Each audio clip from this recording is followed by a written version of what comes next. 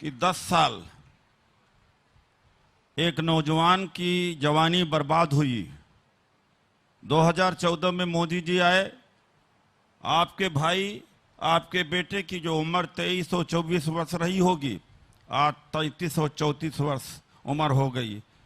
बेकार हो गया, नौकरी मिली नहीं। एक पीढ़ी बर्बाद हो गई, दूसरी पीढ़ी बर्बाद मंद होने लगी। मानते हैं कि नहीं मानते हैं?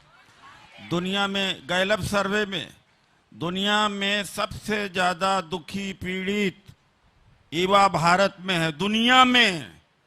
और उनको निकालने का काम आप ही कर सकते हैं, माननीय राहुल गांधी जी और कांग्रेस पार्टी कर सकते और कोई कर नहीं सकते। मैं कोई वोट लेने के लिए नहीं कह रहा हूं, मैं वोट लेने के लिए नहीं कह रहा हूं। आजाद भारत से 14 तक अगर पिछड़ों को, दलितों को, महिलाओं को भागीदारी मिली तो कांग्रेस पार्टी के द्वारा मिली है। अगर कांग्रेस पार्टी न होती तो आज अभी भी ये नाले में पड़े रहते। दूसरी बात है, लेकिन अगर आप पारिवारिक हैं, आपके बच्चे हैं, जवान हो रहे होंगे, बेटा पढ़ लिख गया होगा, ग्रेजुएट होगा, राहुल गांधी जी ने उनके लिए भी इंतजाम किया है। आप जानते हैं 83% शिक्षित इस देश में बेरोजगार है। बांग्लादेश और पाकिस्तान से भी खस्ता हाल है। ये गोदी मीडिया नहीं दिखाती, अलग बात है। 83%।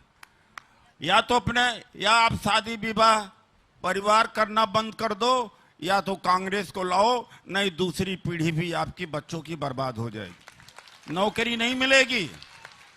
और एक बात मैं आपको और बता देना चाहता हूं, ताली तो बजा रहे हो, आपकी जिम्मेदारी परसों तक है। हर काम छोड़ करके 10-10, 20-20 कितने लोगों के पास मोबाइल है? करीब करीब सबके पास मोबाइल है। सब लोग 100-100, 50-50 लोगों को फोन करें, व्हाट्सएप करें, ये उत्तर पश्चिम लोकसभा की सीट आप ही लोग जिता दोगे। जिता दोगे नहीं जिता दोगे? ये केवल इसीलिए नहीं कि आए वो भाषण सुन के चले गए। मैं क्यों जुड़ा? माननीय राहुल गांधी जी के नेतृत्व में कांग्रेस में क्यों आया? बीजेपी से सवाल करता था, आधे से ज्यादा बीजेपी से सवाल मैं करता था, आधे जितने इस पार्लियामेंट में बोला। क्योंकि ये इंसान है, इनमें इंसानियत है। इनको पावर की भूख नहीं है। मोदी जी ये 2009 में चाहते तो माननीय राहुल गांधी जी देश के प्राइम मिनिस्टर बन गए। ये आपके लिए जीते, हमारे लिए जीते हैं, देश के लिए जीते हैं। ये मैं सच कह, आई बिलीव इट, ये मैं सच कह रहा हूं कि उसके लिए जीते हैं। आप अगर चाहते हो ये नेता आपका प्राइम मिनिस्टर आगे बने, आपका कर्तव्य आगे और बढ़ जाता है। 100-100 बहनों को, 200-200 बहनों को आप वोट डलवाना पड़ेगा, आपको जूझना पड़ेगा, दोपहर में निकलना पड़ेगा आपको।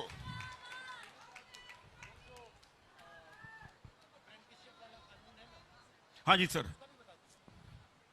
देखिए, जो कांग्रेस पार्टी का ये है, आपने सुना है, जो ट्रेनिंग दे करके जॉब देना,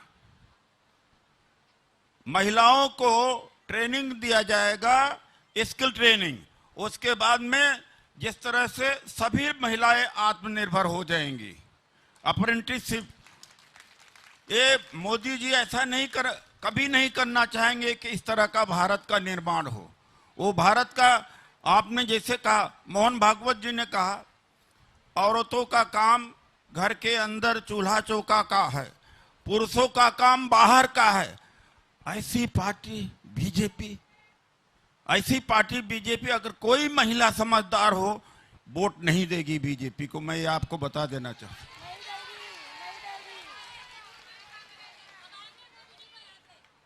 भगाएंगे ना? आपके अकाउंट में 1 लाख रुपए आने लगेगा।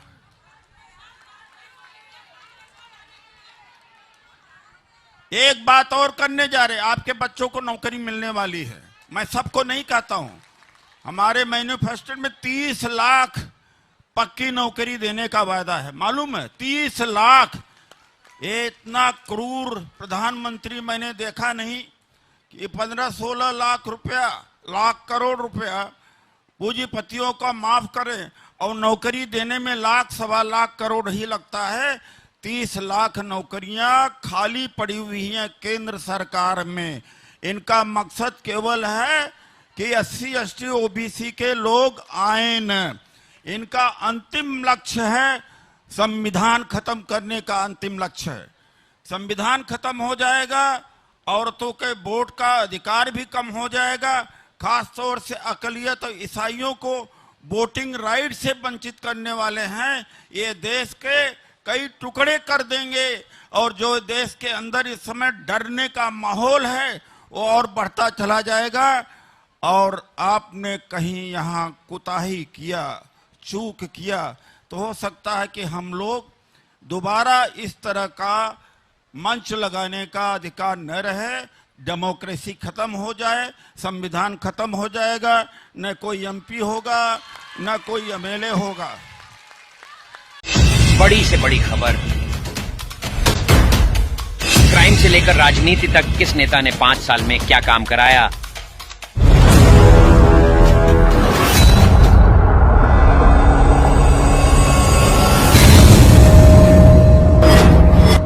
मिलेगी सबसे पहले हर खबर चेंजिंग फ्यूचर न्यूज पर, जो बदलेगा आपका